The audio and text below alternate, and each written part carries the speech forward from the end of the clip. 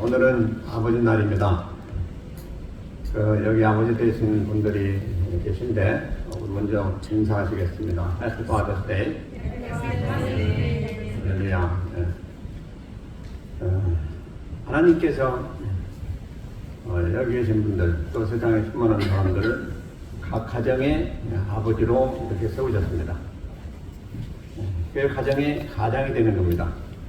근데 가장이 되기 때문에 가정의 기둥과 같이 그런 역할을 감당해야 됩니다. 근데 기둥은 튼튼해야 됩니다. 기둥이 튼튼하지 않고 허술하면 그 집이 무너집니다. 그래서 여기 계신 우리 가장이 되시는 아버지들 굉장히 쓰셔서 각 가정을 지금까지 잘 지켜주시고 이렇게 인도하신 것을 믿고 감사를 드립니다. 수고들 많이 했습니다. 그런데 이렇게 우리에게 주신 이 귀한 아버지로서의 사명이 있는데 이 사명을 감당하기 위해서 우리에게 꼭 필요한 게 뭐냐? 제일 중요한 게 믿음입니다. 믿음. 왜냐하니까 우리가 할 수 있는 게 아니거든요. 그래서 믿음이 있어야 되는데 그 믿음을 하나님께서 우리에게 다 주셨습니다. 그 믿음 가지고 우리가 지금까지 달려왔고 또 이렇게 수고를 하셨는데 참 감사를 드리고요. 이제 앞으로 더욱 믿음 안에서 충만하심으로 그 능력 받아서 더 잘 감당하시는 그런 아버지도 다 되시고 또 성도도 다 되시고 먼저 주의 이름으로 축원드립니다. 오늘 제목이 뭡니까? 아버지. 여러분들 아버지라 부르면 어떤 생각이 들어요? 다들 감각이 다르겠죠? 어떤 분은 아주 사랑스러운 생각이 드나 또 어떤 분들은 엄하고 여러 가지 생각이 좀 다를 줄로 믿습니다. 어쨌든 좀 아버지는 좀 엄하시죠? 그래서 아버지 하면 좀 뜨겁기도 하고 그렇습니다. 근데 그게 정상이에요, 사실은. 성경적입니다. 어쨌든 오늘 아버지에 대해서 살펴봤을 때 그 아버지를 성경에 보면 여러 군데 아버지로 쓰였는데 그 아버지 쓰인 유형은 전부 다 다릅니다. 뭐냐니까 자기를 낳아주셔서 아버지라고 하는 그런 사람들도 있지만은 그게 아니고 조상들은 성경은 또 아버지로 써있어요. 그래서 조상들, 훌륭한 조상들 쓸 때 보면 다 원어로 보면 아버지로 되어 있습니다. 그래서 이 조상들, 우리의 조상들도 아버지라고 부른다. 그래서 레가브의 아들, 또 그러면서 우리 선조 요나답 이렇게 됐습니다. 그러므로 선조들, 여기 이제 우리 조상들, 아버지로 부르는 경우가 많고 또 이제 지도자들을 아버지로 부르는 경우도 많습니다. 이제 요셉이 뭐라고 했느니 나로 바로의 아비가 되게 했다 이렇게 말하고 있습니다. 나로 바로의 아비가 됐다. 바로의 지도자. 그래서 바로를 도와가지고 총리로서 일을 했지 않습니까? 그래서 자기를 아비다 이렇게 부르고 있습니다. 그리고 이제 우리가 잘 아는 대로 창조주신 하나님 우리가 아버지로 부르죠. 아버지다. 근데 성경 말씀하시기를 하나님의 영을 우리에게 부어주시다 우리를 하여금 하나님께서 아버지로 부르게 하셨느니라 이렇게 됐습니다. 그러니까 하나님이 우리로 하여금 하나님을 부를 때 아버지라 부르라고 말씀하셨어요. 근데 그렇게 될 수 있는 자격을 가진 사람들이 누구냐? 하나님의 영을 부어주시사 그랬으니까 하나님의 영을 받은 자들만이 하나님을 아버지로 부를 수 있는 자격이 있다 라고 성경은 말씀하고 있습니다. 그러므로 우리가 지금 기도할 때든지 이렇게 신앙생활을 하면서 하나님을 아버지로 부를 수 있는 건 엄청난 축복인 것입니다. 이것을 아시고도 여러분들 부르시는지 잘 모르겠어요. 그냥 습관이 돼서 잘 모르고 아버지를 부르지만 우리 안에 성령이 계셔서 그분이 우리로 하여금 아버지라 부를 수 있도록 이렇게 해주셨기 때문에 우리는 그 믿음 가지고 부를 수가 있다는 것입니다. 세상 사람들이 하나님을 아버지라 부르는 경우가 어디가 있겠어요? 없죠. 우리만이 그 특권이 있습니다. 그 전지전능하시고 만왕영왕이 되신 하나님을 나의 아버지다, 아빠라 이렇게 부르니 얼마나 복 있는 우리입니까? 선물 준 거죠. 이제 성경에 보면 아버지로서 자녀에 대한 아버지로서의 의무가 있는 것을 말씀하고 있어요. 자녀. 우리가 자녀에게 어떻게 해야 되겠느냐? 우리는 가정의 헤드거든요. 머리거든요. 물론 그 위에 우리 주님이 계시지만 어쨌든 우리에겐 사람 중에서 뽑으셔서 가정의 이제 헤드로 삼은 것은 우리거든요. 아버지다.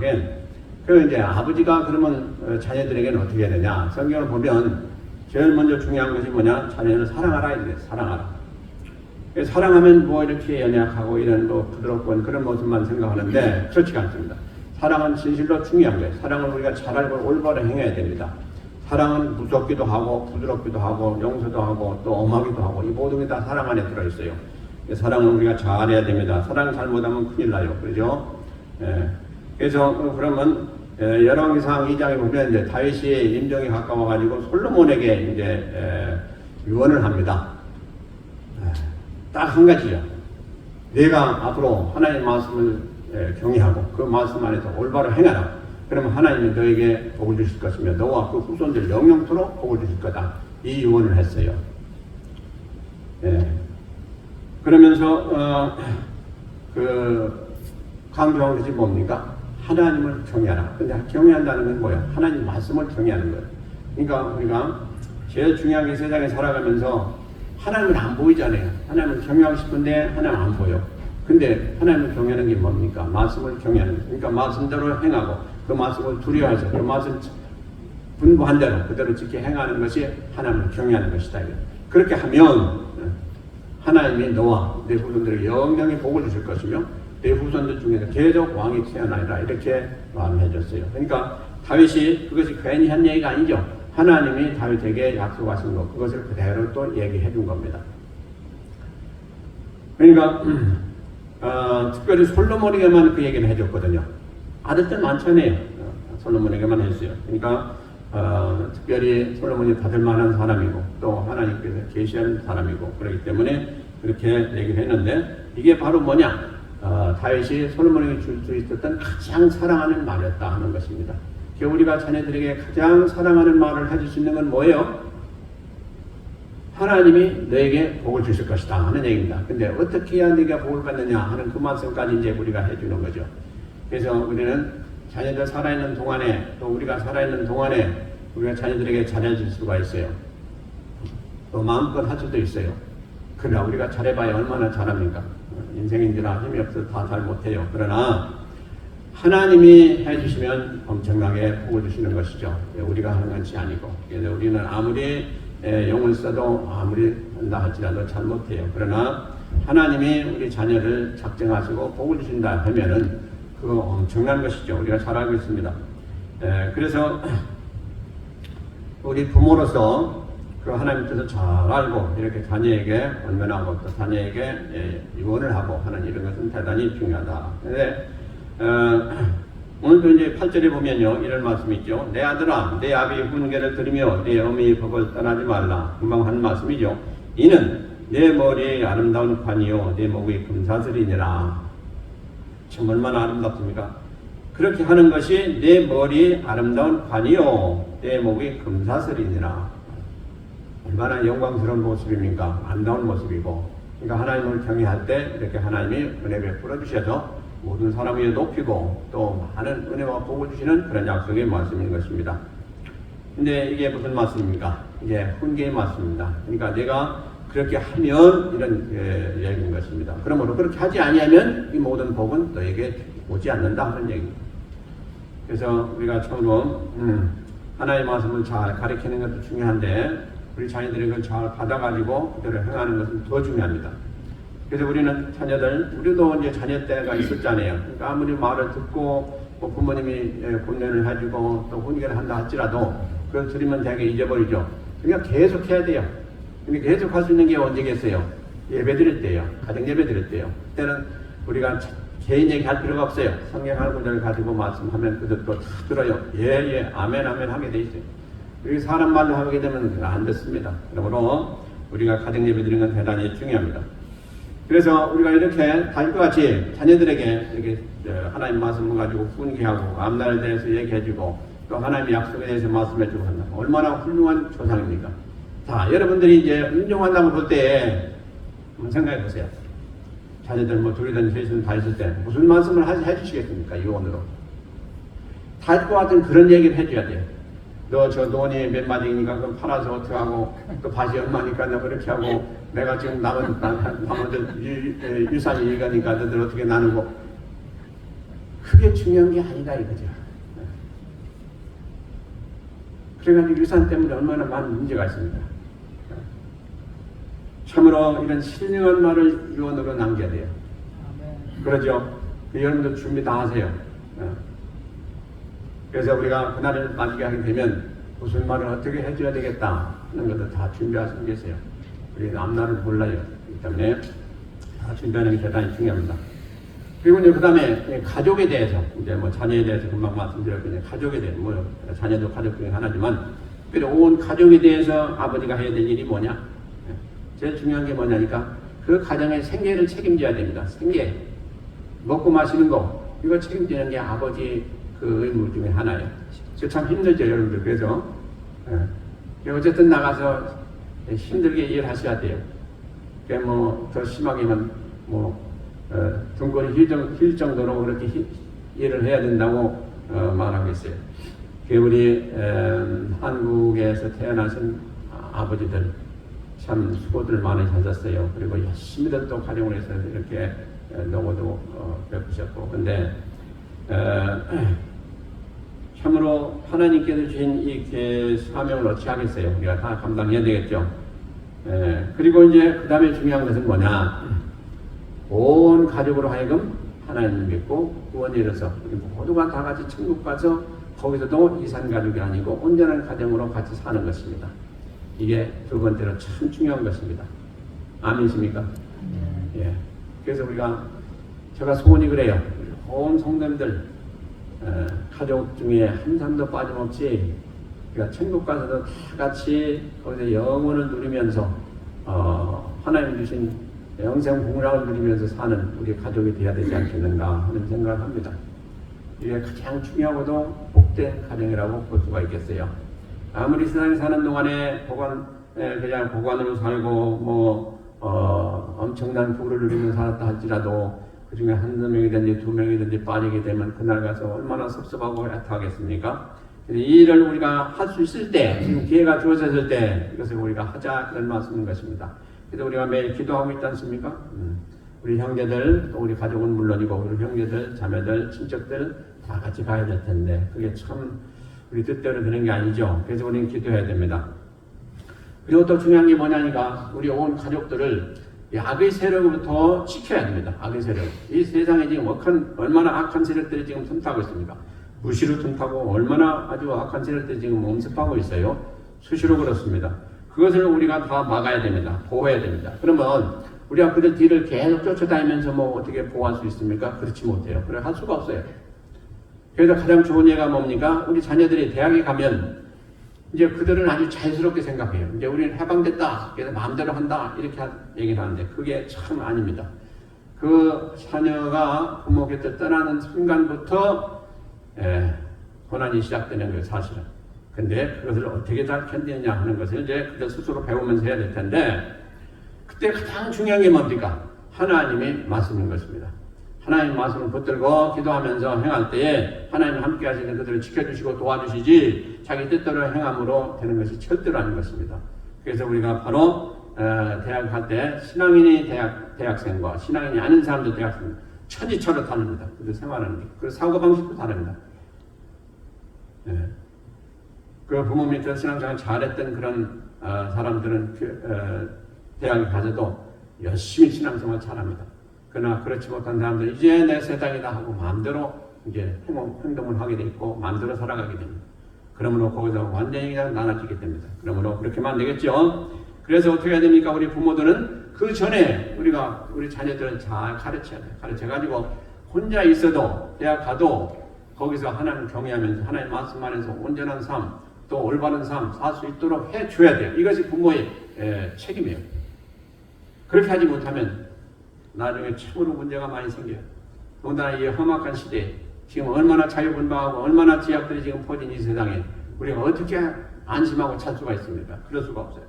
그러나 믿음 안에서 잘 자란 그런 자녀들이 어디에 가든지 우리는 평안하게 잘 수가 있어요. 하나님이 지켜주겠다는 믿음과 또 그들이 말씀 앞에 그간에 쭉 잘해왔으니까 잘하겠지 하는 그런 믿음이 있기 때문에 큰 고통이 없어요. 그러나 그렇지 않은 가정은 얼마나 노심초사하겠습니까? 그러니까 미리 그걸 다 준비를 해야 돼요. 그래서 그들의 말씀을 잘 가르치고 믿음 안에서 견고히 설 수 있도록 홀로 설 수 있도록 그렇게 해주는 게 부모의 사명이다. 책임이다 하는 것입니다. 그래서 아버지가 그 일을 이제 주도적으로 해야 돼요. 이제 제가 너무 그 아버지한테 다 책임을 넘기는 것 같은데 그게 아니고 성경이 그렇게 말씀하셨기 때문에 어쩔 수가 없습니다. 그게 우리가 해야 될 분량이기 때문에 그래요. 물론 어머니도 같이 해야 되겠죠. 그러나 이제 아버지가 주도적으로 해야 되겠다는 것입니다. 자, 그래서 이제 오늘 잠언에서도 참 귀한 말씀 주셨죠. 네. 그래서 하나님 말씀을 이렇게 따라서 행하는 것이 얼마나 중요하냐는 것을 말씀해주고 있고요. 그래서 그 말씀대로 행할 때에 우리 자녀들이 잘 되고 또 우리 하는 모든 범사도 잘 되는 것을 우리는 잘 알고 있습니다. 그러면 이제 우리가 이 성경적으로 볼 때 이 성경에 많은 아버지들이 나오는데 그 아버지들 중에 참 잘하는 분들이 많고 믿음의 선진들 다 잘했죠. 잘하는 분들이 많고 그렇지 못한 사람들도 없지 않아 있어요. 믿음의 선진들이라고 해서 다 잘한 건 아니에요. 또 보면 또 잘못한 사람들도 있어요. 그러나 어쨌든 이제 좀 잠시 성경에서 하나님 말씀 안에 굳게 서서 아버지 도리를 잘 감당한 그런 아버지들을 잠시 좀 살펴보겠습니다. 첫째로 요셉을 들 수가 있겠어요. 창세기 37장에서 50장까지 기록이 되는데 이 요셉을 보면요 참 복을 많이 받는 사람이에요. 왜냐하니까 한 가지만 딱 보면 성경에 많은 분량을 할애해서 쓰여진 사람이라면 참 복 있는 거예요. 근데 요셉은 창세기 37장부터 50장까지 계속 요셉에 대해 쓰는 말씀이 나와요. 그러면 그게 지금 몇 장입니까? 13장이 거쳤네요. 13장. 그럼 13장이 거쳤으면 지금 다른 걸 보면 누구야? 아브라함이 12장에서 부르지 않습니까? 12장에서 불러가지고 50장에 그렇게 맞춥니다. 그러면 얼마입니까? 18장이 됩니까? 그래서 이렇게 보면 이런 엄청난 그 분량을 할애해서 쓰여진 것이 요셉이에요. 근데 이 요셉을 보면 제일 첫 번에 볼 때 왜 이렇게 요셉이 복을 받았는고 하는 생각을 해볼 거예요. 근데 요셉을 보면 하나님의 선제적인 은총을 많이 받은 사람입니다. 다시 얘기하면 하나님이 이미 하나님이 그 계획 가운데 은혜를 주시고자 약속된 그런 인물이 바로 요셉이에요.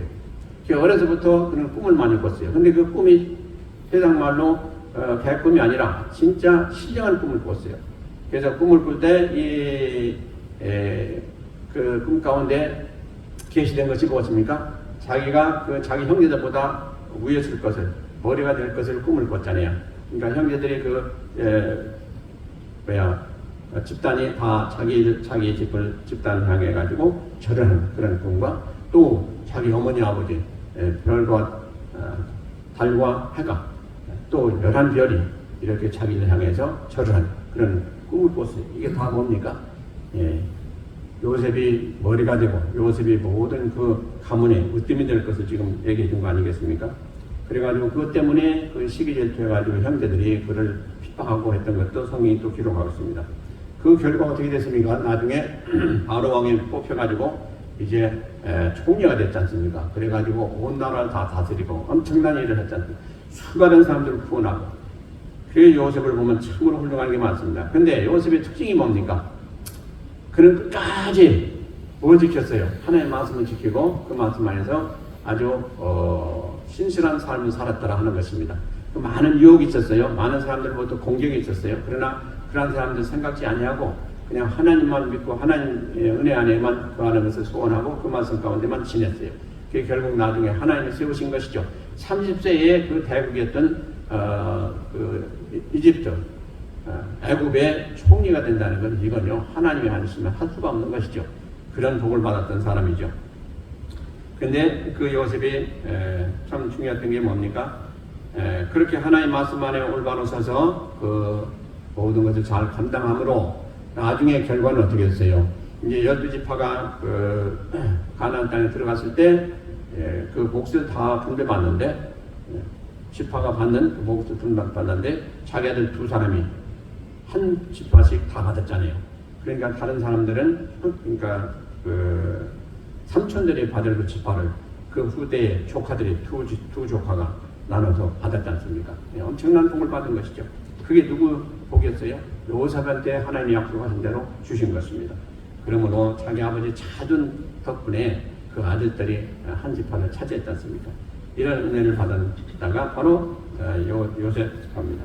자, 그 다음에 보면 이제 요나답이 나옵니다. 참그 예레미야 35장에 보면 요나답이 나오는데 이 요나답을 보면 참 요나답이 얼마나 훌륭했는가를 볼 수가 있는데요. 레갑 족속 중에 우리 선조 요나답이 있는데 그 요나답에 대해서 그 후손들이 얘기하고 있습니다. 근데 무슨 사건인 거 아니? 이제 에레미야 선지자를 하나님 부르시고 누구야? 요나답의 그 후손들을 다 불러라. 그래가지고 포도주를 준비하고 포도주를 마시게 하라. 그랬어요. 그래서 이제 그들을 다 불러가지고 포도주를 마셔라. 그러니까 그들이 우리는 포도주 안 마십니다. 그래서 그 좋은 포도주를 왜 안 마시냐? 그랬더니 우리 선조 요나답이 너희들은 절대로 포도주를 마시지도 말고 또 포도나무 심지도 말라. 이렇게 해서 우리는 지금까지 그 포도주를 입에도 안 됩니다. 그랬어요. 그러니까 이제 에레미야 선지자가 하나님 앞에 가서 그걸 고했어요. 이렇게 했더니 그들이 안 마십니다. 그 안 마신 이유까지 다 얘기했어요. 그러니까 하나님께서 그 에레미야 선지자에게 뭐라고 하시는 거니? 봐라. 그래. 그 저희 선조 요나답이 그렇게 말을 한 것을 그들은 그대로 지키지 않냐. 사람이 한 얘기를 그대로 지킨다. 근데 어찌하여 유다 백성들은 내가 너를 통해서 한 내 말을 지키지 아니하고 그렇게 범죄하고 온갖 못된 짓을 하느냐 라고 하나님 말씀하셨어요. 참으로 참 하나님도 오묘하시죠.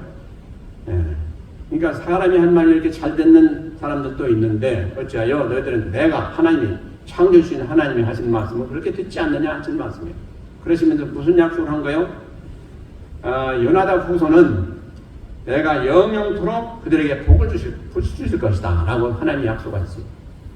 그들은 사람의 말도 그리 잘 듣더니 하나님이 하신 말씀은 얼마나 더 잘 듣겠느냐 하는 얘기죠. 그러니까 내가 그들에게 복을 주는데 영영토록 하나님 주신 복을 받을 것이다 라고 이렇게 약속을 하셨어요. 성도 여러분, 그들이 받은 복은 어째 받았습니까? 요나답 자기의 그 선조가 잘한 덕분에 이렇게 복을 받은 거예요. 그러니까 우리는 다 이제 앞으로 얼마 지나면 다 선조가 돼요. 조상 중에 하나가 돼요. 그 조상들이 잘한 것으로 인해서 우리 후사들이 복을 받는다는 사실인 것입니다. 이게 하나님이 세우신 법이에요. 그렇기 때문에 십계명에 나오지 않습니까? 우리가 잘하면 그 후에 다 복을 받는다. 이렇게 다 나옵니다. 그러므로 우리가 이 세상에 사는 동안에 좀 힘들고 어려워도 하나님 잘 섬기시고 이웃에게 잘 하시고 또 하나님 앞에 많은 것을 참 쌓으시면 하나님이 우리를 기억하시고 그 은혜를 우리 때에 안 주신다 할지라도 우리 때에도 주세요. 우리 때에 안 주신다 할지라도 후대에 반드시 주시는 것을 믿으시길 바랍니다. 그리고 누가복음 15장에 보면 우리가 잘 아는 사건이 나오는데요. 뭐가 나오냐? 황자와 그 아버지가 나오죠. 황자와 아버지가 나오는데 이제 아버지에게 둘이 아들이 있었죠. 한 장남은 아주 순종을 잘하고 이제 착실하게 잘 사는 사람이요. 근데 그 둘째 아들이 나에게 내 분깃을 주세요 그랬단 말이에요. 그 분깃은 아버지가 돌아가실 때 주는 거예요. 근데 아버지가 멀쩡히 살았는데 내 분깃 달라는 거예요. 그러니까 아주 참 망난이라고 봐야 되겠죠. 아버지가 주었어요. 그랬더니 그걸 가지고 와서 저 멀리 타고 가가지고 호랑방 돼가지고 다 그냥 탕진시켜버렸단 말이에요. 그러면 돈이 없으니까 어떡하겠어요. 남한테 가서 이제 빌붙여 살아야 되겠죠. 뭐 남해에 가서 일을 하는데 얼마나 힘든지 알 수가 없어요. 돼지 치는 데 가서 그 사슬 밟고 치는데 거기서 주는 게 뭐냐? 쥐염열매밖에 안 쥐염열매. 그걸 먹을 거라고 주는 거예요. 근데 그걸 먹을 것도 충분히 주지 않는 거예요. 너무너무 살기가 힘든 거예요. 내가 도대체 왜 이러냐 생각해 보니까 자기가 다 허랑방탕해서 그래요. 그리고 자기 아버지 말 듣지 않고 자기 마음대로 이렇게 살다 보니까 그런 거예요. 가만히 생각해 보니까 우리 아버지 집에는 많은 품꾼도 있고 한데 풍성하게 다 아버지께 주시는데 내가 이제 아버지를 아들이라고는 할 수 없고 품꾼으로 가가지고 아버지한테 좀 간구해서 내가 품꾼 중에 하나를 좀 살아야 되겠다. 그리고 이제 자기 집에 돌아오는 거예요. 그런데 뭘 바치해서 잘 알아보지도 못하는 그런 거리에서도 아버지가 먼저 알아보고 가지고 그 아들을 영접하는 거예요. 그러니까 아들이 너무너무 놀랐겠죠. 당황했고 거지 같은 모습으로 아버지를 만났으니 얼마나 참 연동이 없었겠습니까? 근데 아버지는 그런 거 하나도 안 보시고 그러다가 어떻게 했어요? 옷을 다 갈아입히고 새 옷 갈아입히고 뭐 이제 짐승 잡아가지고 그냥 잔치를 치러준 거예요. 그러니까 아들이 그랬어요. 나는 아버지한테 이렇게 받을 자격이 없습니다. 그런데 나는 아버지 집에 지금 온 거는 내가 그 품꾼 중에 하나를 이제 와서 아버지한테 간구하려고 왔는데 왜 아버지 이렇게 하십니까? 그래서 그러니까 뭐라고 했습니까? 아버지가 너는 내 아들이다. 내 아들인데 너는 죽었다가 살아온 아들이다. 이게 참 의미가 있는 건데요. 죽었다가 살아왔다. 그러니까 아버지가 그걸 몰라서 그냥 보냈겠습니까? 그거 다 알고 보낸 거예요. 그래서 거기 가서 다 실패하고 그렇게 돌아올 걸 알고 보낸 거예요. 그러니까 그 다음에 그 아들은 어떻게 하겠어요? 그 아버지를 잘 섬기면서 신앙 안에서 굳게 서서 잘 살았겠죠. 바로 그것을 아버지가 알고 그렇게 한 거죠. 자, 이게 무슨 얘기입니까? 이 탕자의 아버지는 이렇게 깊이 보고 그 탕자를 교육할 수가 없는 거예요. 너무 망나니니까. 그러니까 그렇게 놔뒀다가 그가 스스로 깨닫고 올 때 받아준 거 아니겠습니까? 바로 이런 자녀들이 우리 중에도 있는 줄로 믿습니다. 그러므로 여러분들이 기도하시면서 그 자녀들이 속히 돌아오기 위해서 기도하시고 믿음만을 견고해서 수 있기를 위해서 기도하시길 바랍니다.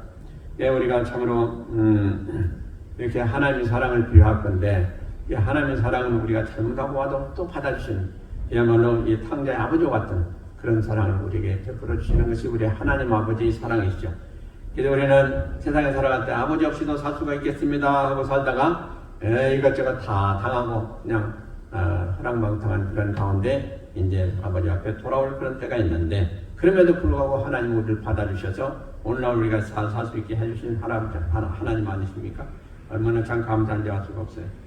자, 그러면 이제 이렇게 훌륭한 그 아버지도 있었지만은 또 아버지로서의 제대로 그 일을 하지 못한 그런 아버지도 또 없지 않아 있습니다. 그리고 그래서 우리는 그 중에 써서는 안 되겠지만은 그 중에 제일 대표적인 게 누구냐? 롯입니다. 롯. 자, 롯을 보면요. 아브라함이 그 조카죠. 그래서 아브라함을 아버지처럼 모시고 살았던 사람인데 참 아쉬운 건 뭡니까? 그렇게 훌륭한 아브라함 밑에서 살았는데 왜 아브라함이 신앙을 닮지 않았을까 하는 것이 참 안타까운 일이에요. 롯의 아버지는 일찍 적고했죠. 그래가지고 삼촌이 되는 아브라함이 아들처럼 여기고 이제 계속해서 그들을 케어하면서 같이 살아왔는데 애굽에 내려가서 이제 거기서 큰 부를 이루고 같이 올랐지 않습니까? 다시 올라갔을 때 이제 많은 양떼가 있고 그래가지고 서로 다툼이 있었다. 무슨 얘기냐? 좁은 땅에서 같이 롯도 가축이 많고 또 아브라함도 가축이 많고 하니까 종들끼리 싸웠단 말이에요. 그러니까 안 되겠다. 이제 아브라함이 너는 나를 떠나라 이제 그만큼 됐으면 너도 나가서 이제 자립하고 해야 될 게 아니겠느냐. 그래가지고 서로 그렇게 합의를 보고 이제 롯을 떠내보내는데 그 아브라함이 뭐라고 했습니까? 네가 무하면 나는 좌하겠다. 그러니까 너는 어느 곳에 있는데 네가 먼저 알아서 가라. 그러면 나는 반대 방향에서 나는 살겠다. 그러면 서로가 이제 그런 다툼이 없을 것이다 그랬어요. 그러니까 롯이 이렇게 보고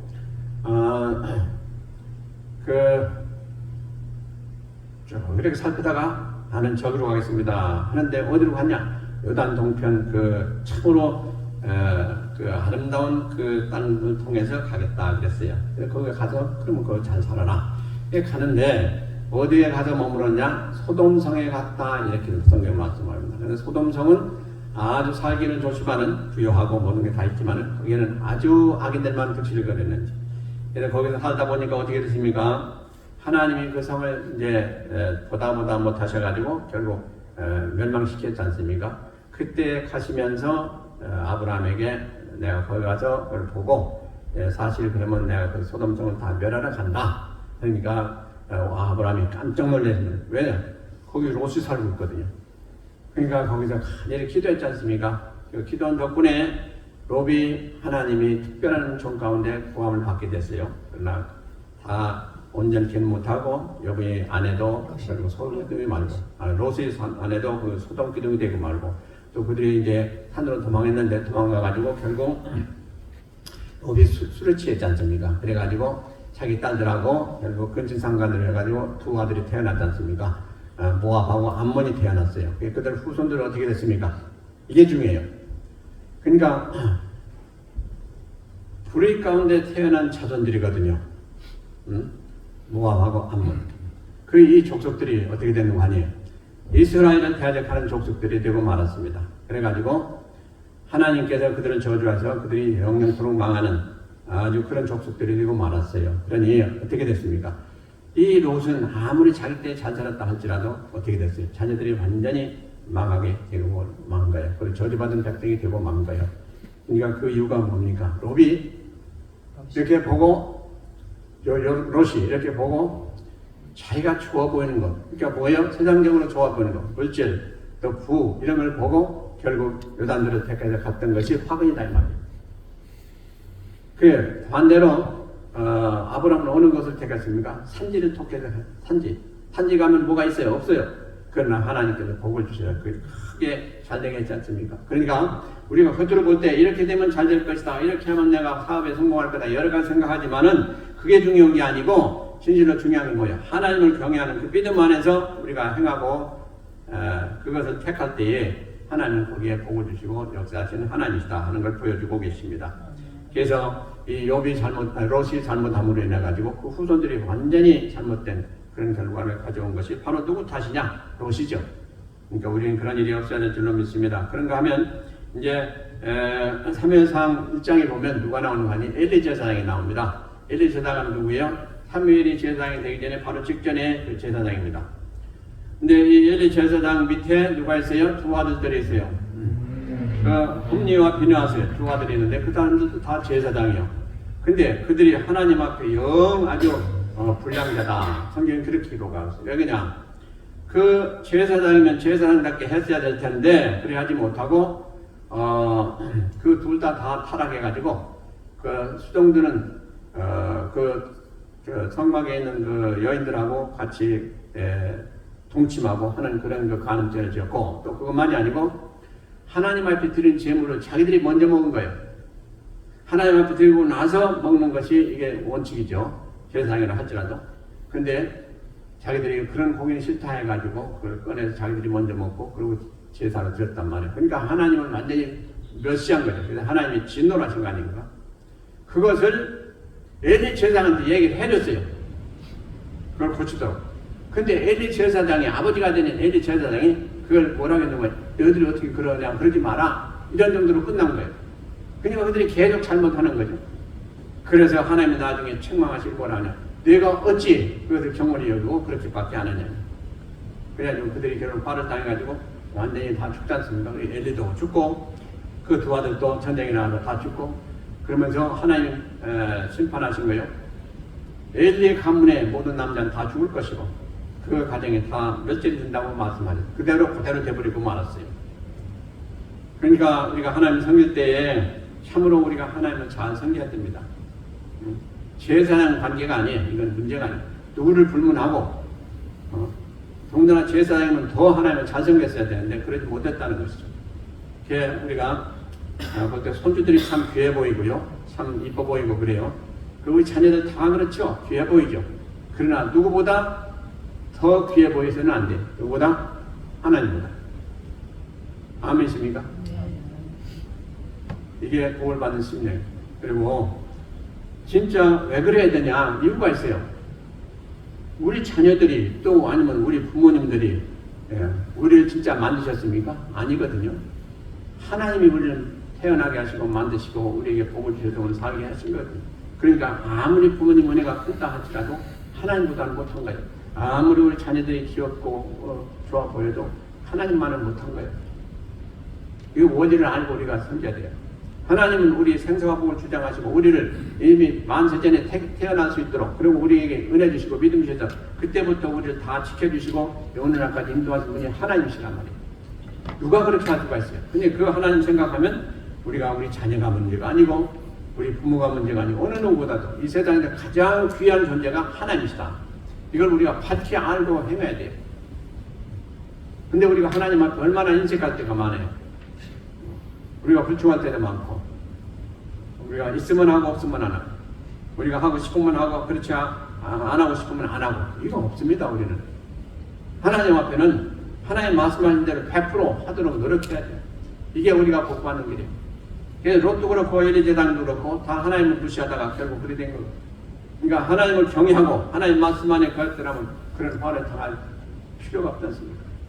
자기만이 아니고 후손들 계속해서 그렇게 당했으면 얼마나 엄청난 것입니까? 미국에 오래전에 라이언이라는 이름을 가진 소년이 있었어요. 근데 그 소년이 혈류병에 걸려요. 혈류병. 이 병은 뭡니까? 이제 피가 흘리면은 피를 이렇게 피가 나면 스탑이 안 되는 그런 병이에요. 그러니까 참으로 무서운 병이죠. 그래서 이제 가끔 수혈을 받아야 돼요. 근데 수혈을 받다가 잘못 받았다는 건 뭐냐니까 에이즈의 그 균이 있는 그 피를 받았단 말이에요. 그래가지고 그가 에이즈 병에 가지고 말았어요. 그래서 이제 매일매일 점점 이제 약해져 가면서 죽은 날이 가까웁니다. 그렇게 된 것은 이제 그 방송을 통해서 온 미국에 전파되니까 나중에 레이건 대통령도 와서 그 병문안을 왔고 또 그 당시에 아주 마이클 잭슨이라고 하는 그 유명한 연예인도 와서 우기를 했고 그게 이제 많은 사람들이 병문안을 왔다 갔습니다. 이제 5년 후에 그 아들이 죽었는데 죽기 직전에 그 아버지가 그 아들에게 얘기합니다.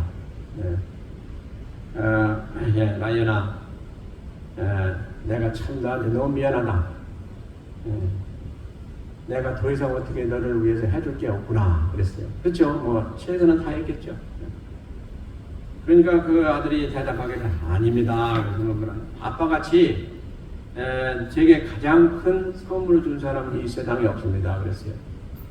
왜 그러냐 그랬더니 내가 무슨 큰 선물을 줬냐 했더니 그 아들이 얘기하기를 아빠는 내게 천국 열쇠를 줬습니다. 천국 열쇠를 줬다 그랬어요. 그러면서 아빠가 만약에 나를 교회로 인도하지 않았고 교회 생활 안 했다면 나는 지금 죽어서 가는 곳이 어디겠습니까? 그러나 아빠가 나를 교회로 인도해서 내가 하나님을 알게 됐고 또 영생을 얻었으니 나는 아무리 지금 죽는다 할지라도 천국 가서 영생을 누릴 텐데 이보다 더 큰 선물이 이보다 더 큰 일을 하신 분이 누굽니까? 이렇게 얘기를 했어요. 그러므로 나는 너무너무 감사하고 아빠는 나에게는 최선을 다하고 나에게 가장 큰 사랑을 베풀어준 아빠입니다. 너무 감사합니다 하고 그렇게 얘기를 한 거예요. 성도 여러분, 우리가 자녀를 사랑합니다. 그러나 우리가 자녀 사랑하는 것은 한계가 있어요.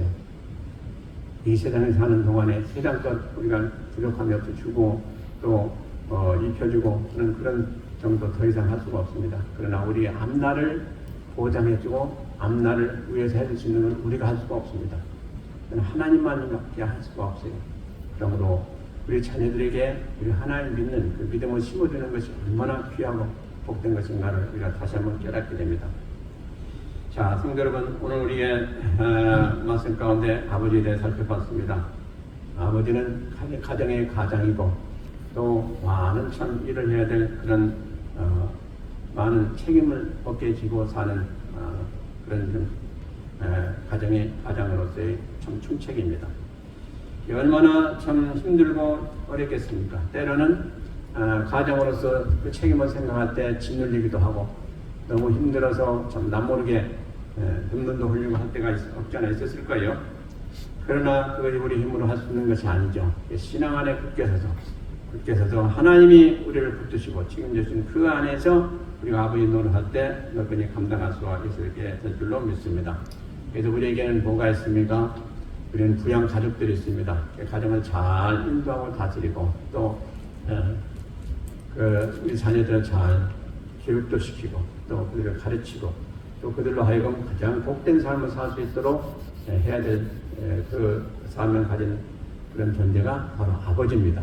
그러므로 이 아버지 날을 맞이해서 우리가 다시 한번 깊게 생각하시고 지금까지도 수고해왔지만은 진짜 영적인 면에서 내가 한 게 무엇인가 하는 걸 생각해 보면서 또 그 길이 가장 중요한 것을 기억하시고 우리가 최선을 다하셔서 우리 가정을 행복하게 세우시고 또 특별히 우리 자녀들에게 진실로 아버지가 내 인생의 최고로 귀한 그런 사람이었다라고 고백할 수 있는 그런 아버지들 다 되시길 주의 이름으로 축원드립니다. 기도하시겠습니다. 하나님